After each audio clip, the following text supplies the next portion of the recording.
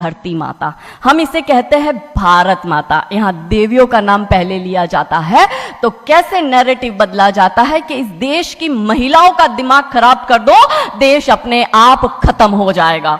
South Africa की एक बहुत बड़ी यूनिवर्सिटी में कहा गया था कि किसी भी देश को बर्बाद करने के लिए वहां पे बम, बारूद, गोला, असला दागने की, मिसाइल दागने की जरूरत है ही नहीं। आप उस देश की सामाजिक व्यवस्था, सांस्कृतिक व्यवस्था, शैक्षणिक व्यवस्था और पारिवारिक व्यवस्था को खत्म कर दो, वो देश अपने आप खत्म हो जाएगा। अब यही षड्यंत्र चल रहा है। कैसे चल रहा है? 3 स्टेज पे काम होता है। 25 वर्ष तक की बच्चियों को बिगाड़ने का काम बॉलीवुड अपने टीवी सीरियल के माध्यम से करता है। 25 से 35 वर्ष की शादीशुदा महिलाओं का जीवन और उनके परिवार को बर्बाद करने का काम एकता कपूर जैसी महिलाएं अपने टीवी सीरियल के माध्यम से करती है। और जो नौकरी करती हुई बहन, बेटियां, महिलाएं हैं, जो कि वर्किंग विमेन हैं, उनका दिमाग खराब करने का काम ये ओटीटी प्लेटफॉर्म्स अपने वेब सीरीज के माध्यम से करता है। कैसे करता है, मैं संक्षिप्त में एक एक उदाहरण देकर आपके समक्ष रखूंगी। और बहुत जरूरी है कि जब हम तो एक साधारण व्यक्ति है, हम संसारिक जीवन में रहते हैं, लेकिन यहां पर जो उपस्थित हमारे संतगण है, महंतगण है, इनके बहुत बड़ा फॉलोअर्स ग्रुप रहता है, बहुत से लोग आते हैं, बहुत सी महिलाएं आती है। ये बात वहां तक पहुंचे क्योंकि वो यहां पर उपस्थित नहीं है, पर हमें पता है कि वीडियो के माध्यम से हमारे संत श्री, हमारे महंत श्री हमारी ये वाणी जो है उन तक पहुंचाएंगे कि कैसे करते हैं। ये एक फिल्म बनाते हैं 25 वर्ष तक की बच्चियों को कैसे बिगाड़ना है। हिंदुओं के परिवारों को बिगाड़ने के, तोड़ने के षड्यंत्र चल रहे हैं। और सिर्फ एक हिंदू को नहीं खराब करना है, उसके पूरे के पूरे कुटुंब को बर्बाद कर देना है। तो एक भारत की महिला 2 परिवार को जोड़ती है, मायका पक्ष और ससुराल पक्ष। और हम कहते हैं कि भारत की परिवार व्यवस्था जो है वो मानवता की सबसे बड़ी देन है। तो इसी व्यवस्था को खत्म कर दो। कैसे कर दो? तो ये एक फिल्म बनाते हैं अतरंगी रे। हमारी क्योंकि दीदी भी यहाँ उपस्थित है जो कि सेंसर बोर्ड में सदस्य है, तो हम इतना उनसे विनती करेंगे कि हमारी ये बात भी उन तक पहुंचाए। सिस्टमैटिकली ये फिल्मों में लड़की दिखाएंगे हिंदू की, लड़का दिखाएंगे मियाँ भाई का, और उसमें भी दिखाएंगे कि वो लड़का चाहे अनपढ़ हो, चाहे गवार हो, चाहे आतंकवादी हो, चाहे पंचर छाप हो, और वो हिंदू की लड़की चाहे कितनी पढ़ी लिखी हो, लेकिन उसका परिवार जो है वो रूढ़िवादी है, वो रिग्रेसिव है, और उसके सामने यदि वो घोड़ा भी चला रहा है, खच्चर टट्टू भी चला रहा है, तो वो बड़ा प्रोग्रेसिव है, वो बड़ा संस्कारी है। कैसे करते हैं? ये एक फिल्म बनाते हैं अतरंगी रे। अतरंगी रे फिल्म में जो कि आज की युवा बच्चियों का लेटेस्ट क्रश है, सारा अली खान हीरोइन लेते हैं। हमारी युवा बच्ची इसको फॉलो करती है। उसमें यह दिखाते हैं कि सारा अली खान जो एक मुस्लिम लड़के के प्यार में पड़ जाती है और अपने परिवार से विरोध कर उनसे लड़ झगड़ कर ट्रेन में बैठकर वो भाग जाती है। उसी ट्रेन में एक संवाद होता है उस पिक्चर के हीरो का और उसी हीरोइन का। दोनों अपनी अपनी लव स्टोरी शेयर करते हैं। तो हीरोइन पूछती है हीरो को कि तुम्हारी लव स्टोरी बताओ। तो वो कहता है कि कल मेरी शादी होने वाली, और लव स्टोरी तो मेरी लव स्टोरी है कि मैंने बचपन से जिस लड़की से प्यार किया, जिसके साथ पढ़ाई की, जिसके साथ मैं बढ़ा हुआ, उसी लड़की से, मेरी बचपन की मित्र जो मेरे समाज की है, जो मेरे गांव की है, उसके साथ ही मेरी शादी होने वाली है। तो वो हीरोइन कहती है अरे ये और कोई लव स्टोरी है? ये लव स्टोरी नहीं हो सकती। तो हीरो पूछता है तो फिर क्या हो सकती है लव स्टोरी? तो वो कहती है कि मैंने एक मुस्लिम लड़के से प्यार किया है, मैं ठाकुरों की लड़की हूं, पूरा समाज, पूरा घर, पूरा परिवार मेरे खिलाफ है, और मैं उन सबको ठोकर मारकर, उनकी भावनाओं को ठोकर मारकर अभी ट्रेन में बैठकर भाग रही हूं उस लड़के से शादी करने के लिए। और वो हीरोइन वहां पे डायलॉग देती है कि लव स्टोरी तो मेरी लव स्टोरी है कि मैं ठाकुर की लड़की और वो कतई मियाँ भाई, और ये है असली लव स्टोरी। तब हमारी 13, 14, 15 साल की युवा बच्ची, जिसके शरीर में हार्मोन्स चेंज होते हैं, आकर्षण होता है विपरीत व्यक्ति के लिए, तब वो आकर्षण में ये सोचती है कि हिंदू होके हिंदू बॉयफ्रेंड नहीं रखना, हिंदू होके हिंदू से प्यार नहीं करना। आप इतिहास में छपेगी, आपकी लव स्टोरी तभी बनेगी जब आप किसी मियाँ भाई से प्यार करेगी और उससे शादी करेगी।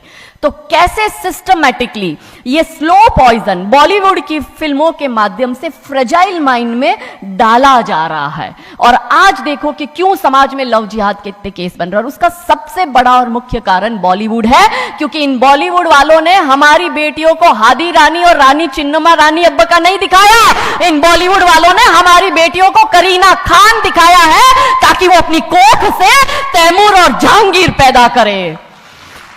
ये बॉलीवुड वाले लव स्टोरी पर फिल्म बनानी है तो ये हादी रानी और राजा रावत सिंह चुड़ावत पर क्यों नहीं बनाते? मैं आपको उनकी कथा शॉर्ट में करती हूं कि राजा रावत का शादी जो होता है वो हदी रानी से होता है, मेवाड़ के राजा है, और औरंगजेब की सेना आक्रमण करने आती है। और जब औरंगजेब की सेना आती है तो राजा रावत सिंह का 2 दिन पहले ही विवाह हुआ होता है हादी रानी से। तो राजा जी की इच्छा नहीं होती कि मैं युद्ध लड़ने जाऊं, तो हादी रानी बड़े क्रोधित होते हैं। वो कहते तुम मेरी चिंता छोड़ो, तुम अभी इस मातृभूमि की रक्षा के लिए, इस धर्म की रक्षा के लिए आप युद्ध भूमि में जाओ और आप मेरी चिंता मत करना। यदि आप बलिदान भी हो जाओगे तो मैं प्राउडली अपने आप को आपकी विधवा कहूंगी। तब राजा रावत युद्ध लड़ने जाते हैं। युद्ध भूमि में राजा रावत जी को हादी रानी की बहुत याद आती है, क्योंकि नई नई शादी हुई होती है तो नई बियाई दुल्हन को छोड़ के आए होते हैं, तो बहुत याद करते हैं। तो वो अपने दूत को कहते हैं, अभी सेना आने में समय होता है और युद्ध में भी समय होता है, तो वो कहते हैं अपने दूत को कि जा तू रानी सा के पास जा महल में और उनसे कहे कि राजा जी को आपकी बहुत याद आ रही है, आप अपनी कोई एक निशानी उनके लिए भेजो। दूत भी बड़ा टेंशन में आ गया कि ये युद्ध भूमि में बैठे और इनको हादी रानी की याद आ रही है, ये युद्ध लड़ेंगे कैसे और जीतेंगे कैसे। पर वो दूत डरते डरते पहुंचा रानी सा के पास और रानी सा को कहता है कि राजा रावत जी ने आपकी एक निशानी मंगाई है, उनको आपकी बहुत याद आ रही है। तो रानी सा बहुत क्रोधित हो जाते कि ये मेरा पति कैसा, ये युद्ध लड़ेगा कैसे, औरंगजेब की इतनी बड़ी विशाल सेना है, यदि जहां युद्ध भूमि में बैठकर उसको रणनीति बनानी है वहां वो मेरी निशानी मंगवा रहा है। तब हमारी हादी रानी क्रोधित होती है, हाथ में तलवार लेती है, अपनी गर्दन काटती है, थाल में सजा के दूत को देती है और कहती है जा तेरे राजा को जाके दे देना मेरी निशानी। तब वो दूत युद्ध भूमि में जाता है, राजा जी को हादी रानी की निशानी यानी कि उनका कटा हुआ मुख देता है। राजा जी बड़े दुखी हो जाते हैं, उनको लगता है उनसे बहुत बड़ी गलती हो गई। राजा जी रानी की अंतिम इच्छा समझ जाते हैं। रानी जी के लंबे बाल होते हैं, उन बाल की वो माला बनाते हैं, उनके मुख की माला बनाते, वो युद्ध लड़ते हैं, औरंगजेब से युद्ध जीतते हैं और जीतने के बाद राजा रावत वहीं युद्ध भूमि में अपना बलिदान देते, अपनी गर्दन काटकर वहीं अपने जीवन का त्याग करते हैं। यह है लव स्टोरी। पर बॉलीवुड इस पर फिल्म नहीं बनाएगी कि इतिहास चुराए नहीं है, हमने इतिहास बनाए हैं और लाखों शीश कटे हैं रण में, तब जाके हिंदू कहलाए हैं। ये महान गौरवशाली इतिहास हमारा, पर बॉलीवुड इसका इतिहास हमारे समक्ष आने नहीं देता। अब रहा 25 से 35 वर्ष की महिला, कैसे बिगाड़ती है एकता कपूर। वही sari, typical dress, typical getup, पीछे उसकी सीरियल में एकता कपूर की सीरियल में पीछे बहुत बड़ी अंबे मां की मूर्ति, दिखाएंगे कैसे हिंदू महिला को, क्योंकि परिवार खत्म करना है हिंदुओं का।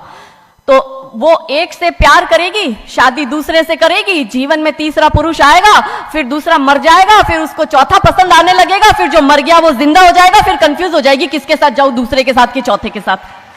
क्या हमारी भारतीय महिलाएं, क्या हमारी हिंदू महिलाएं, सबसे बड़ा प्रश्न यह है कि क्या हम 4-4 पुरुषों के साथ अफेयर करते हैं? क्या यह हमारा सम्मान है? और अगर यदि हम सब एक होकर इसके लिए नहीं बोलेंगे तो यह आवाज नहीं उठेगी। और दुख की बात यह है कि ऐसी एकता कपूर जैसी महिलाएं जो घर तोड़ने का काम कर रही है, इनको पद्मश्री अवार्ड मिल जाता है। कैसे मिलता है? भारत सरकार से इस भूमि पर खड़े होकर मैं निवेदन करती हूं कि आप ऐसी महिलाओं के पद्मश्री वापस लो, क्योंकि ये महिलाएं हिंदू परिवारों के मकान, घर तोड़ने का काम कर रही है। और तीसरा और अंतिम, नौकरी करने वाली बहनों का दिमाग कैसे खराब करना है। तो ओटीटी प्लेटफॉर्म के माध्यम से ये दिखाएंगे कि यदि आप नौकरी कर रही है तो आपके सास ससुर आपके पैर की जूती, आपका पति आपके पैर की जूती। बच्चा पैदा करने के लिए आपको किसी से शादी करने की जरूरत नहीं है, आपको ससुराल व्यवस्था में रहने की जरूरत नहीं है, और आप है फेमिनिस्ट। और स्त्रीवाद का झंडा दिखाकर हमारी बहन बेटियों को एक हाथ में शराब का ग्लास, दूसरे हाथ से सिगरेट फूको, अंग्रेजी में गालियां बको और आप अपने आप को फेमिनिस्ट कहो। क्या यह फेमिनिज्म है भारत की धरती का? ये कभी नहीं हो सकता। रानी चिन्नमा, रानी अब्ब का फेमिनिज्म का उदाहरण है। और दूर जाने की जरूरत नहीं है, हमारी परम पूजनीय दीदी मां साध्वी ऋतंबरा दीदी मां फेमिनिज्म का सबसे बड़ा उदाहरण हमारे समक्ष है। रानी नायका देवी, रानी लक्ष्मीबाई हमारे लिए फेमिनिज्म का सबसे बड़ा उदाहरण है। तो यहां उपस्थित सभी महानुभावों से हम यही विनती करते हैं कि फिल्म के माध्यम से ड्रग्स, अश्लीलता और गाली गलौच, ये दिखाने के सिवाय कुछ नहीं होता। तो हम सब मिलकर एक साथ एक आवाज उठाए कि इन चीजों का बंद होना बहुत जरूरी है, क्योंकि आने वाली पीढ़ियों को बर्बाद करने का काम ये लोग अपने टीवी सीरियल और फिल्मों के माध्यम से कर रहे हैं। और क्योंकि शुरुआत भगवान राम जी के नाम से करी थी, तो अंत भी हम भगवान राम जी के नाम से करना चाहेंगे कि कौन है राम। राम जो है चेतना है, बिंदु है, बिंदु जिससे प्रस्फुटित है तेज, तेज जो कि इस समस्त सृष्टि की रचना की कल्पना का हेतु है, अनाम है, अनाम जो है पंक्ति में प्रथम, प्रथम है धर्म धैर्य का